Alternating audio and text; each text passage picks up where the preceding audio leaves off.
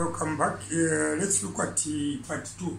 And in part 2, we are going to look at the standard deviation under method 2.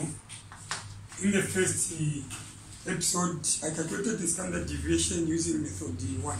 So now, what is this method 2 all about? Again, with method 2, the first thing is to find the mean. And the mean, according to our grouped data, is summation sigma x over n, and I showed that the mean can be found by adding 2 plus 6 plus 8 plus 12 divided by how many are they? 1, 2, 3, 4 divided by 4. So the mean can be arrived at if you add 8 plus 6 plus 8, 2 plus 6 plus 8 plus 12, you get 28 divided by 4. And that way, the mean equals 28 divided by 4, you get, it is 28 divided by 4, you get a 7. So the mean in this respect is 7. So now this method 2, to get the standard deviation using method 2, the formula is going to be arranged as follows. This time around, the dividing line goes up to that far end. Then you are going to enter summation, then brackets x minus the mean. Then in brackets everything squared over n. So if you look at the second formula, it is totally different from the first one. So this time around, what you need to do is to proceed. You copy the same formula, then divided by n is equal to 4, because there are four scores. And what are these 4 scores?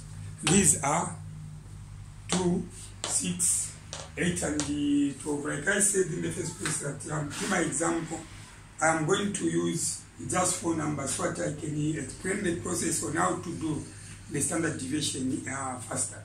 So without wasting time, what you need to do is look at what is here. What is in the brackets? X minus mean. If you remove this x minus mean somewhere there, this is x minus mean squared. You need to come up with a table that is going to support that. And this table is not going to be other than, this table is not going to be, yes, this is what the table, I'm sure it can be seen. So in the first column, we are going to show x minus mean squared. Then when you remove a square, it is going to be x minus mean. Then here you have x minus mean and x minus mean. So you need to have one independent x in the first column. So these are the 3 columns. Where are the columns coming from? From the formula. Look at where the formula is arranged. So I get the whole lot of it.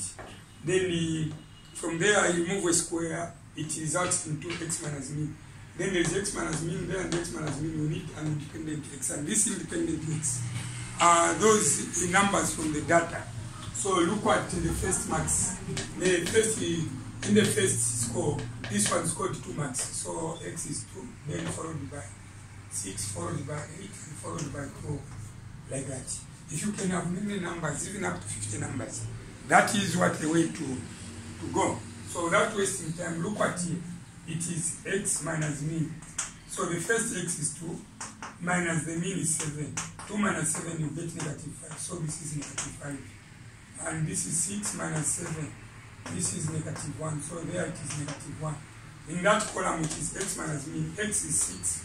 Then minus 7, you get negative 1. There, 8 is 8. So you say 8 minus 7. 8 is 7. You are going to have the 1, positive 1, so this is positive 1. Then again, you are going to look at 12 minus a 7. 12 minus a 7, this is going to be a 5. I'm sure that can be, that's the same. So without wasting much of your time, what you are going to do is, to finish the job, look at this column. Here it is x minus mean, but there it is x minus mean. Everything in brackets, then the square. Meaning that to complete this column, you need to square that. Negative 5 by negative 5. I'm saying negative 5 by negative 5. negative 5 squared, which means negative 5 by negative 5. And this is going to be a 25. Unlike if you say negative 5 squared, you write like that. This means that this means that negative times 5 times 5. And you are going to end up getting a negative 25. So you need to be very careful when you are squaring a negative number or you are raising a negative number by a power. Better that negative number to be enclosed in brackets. So negative 5 by negative 5, you get positive 25. Negative 1 by 1, you get positive 1. 1 by 1, you get 1. 5 by 5, you get 25. So if you observe very carefully, look at this. If you observe very carefully, what we are trying to find is summation of x minus mean, then a square there. So what we need to do is when you add 25 plus 25 is 50 plus 1, 51 plus, this is 52. So if you get a 52 there, the 52 that we have found is the one which is going to come there. The whole idea of preparing this table is to come up with a number that can be. If you can have a better way of coming up with a number that is going to replace this, you cannot even draw a table. But to me, I see it to be necessary to draw a table. Mind you, if you are going to be writing an exam, you need to show the details on how you are going to arrive at the correct answer. It is not just a matter of arriving at the answer, but the way you present your work matters. So without wasting time, this is 52. So if you divide, before you find the square root, you can divide 52 divided by 4. 4 into 5 is 1, and 4 into 12 is what? 3. So this is 13, but not forgetting the square root. So now this 13 which you have found is called what? Variance. So the 13 which you have found is called the variance. So from there, square root of 13 is going to be 3.6055. So it will say 556. So from there you can conclude that standard deviation is equal to 3.61. This is to 3 significant what?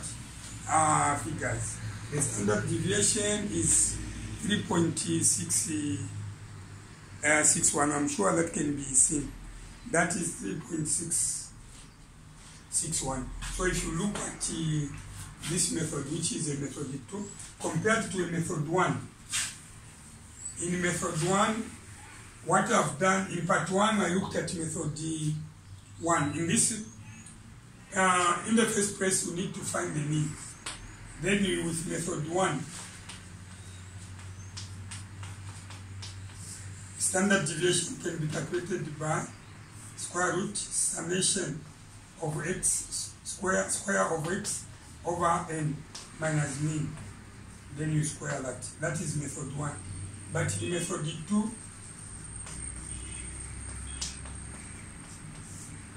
it is the standard deviation is given by the square root summation x minus mean squared, and that is for grouped data, then divided by the number of scores. This square root should move up to that. So you can either use method 2 or method 1 to calculate the standard deviation. But mind you, always when finding the standard deviation, you need to find the mean. The mean is the prerequisite of calculating the standard deviation. This is method 1 and method 2.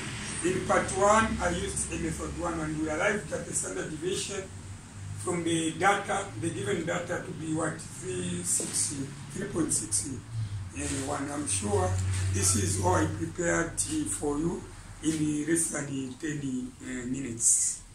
So for the viewer out there, if you are a kind of a person who used to find difficulties when it comes to standard deviation, I'm sure by watching that video clip, learning has taken place. And mind you, this is standard deviation which we have looked at is under any grouped data. When it comes to grouped data, you are going to see a frequency table, or the information is going to be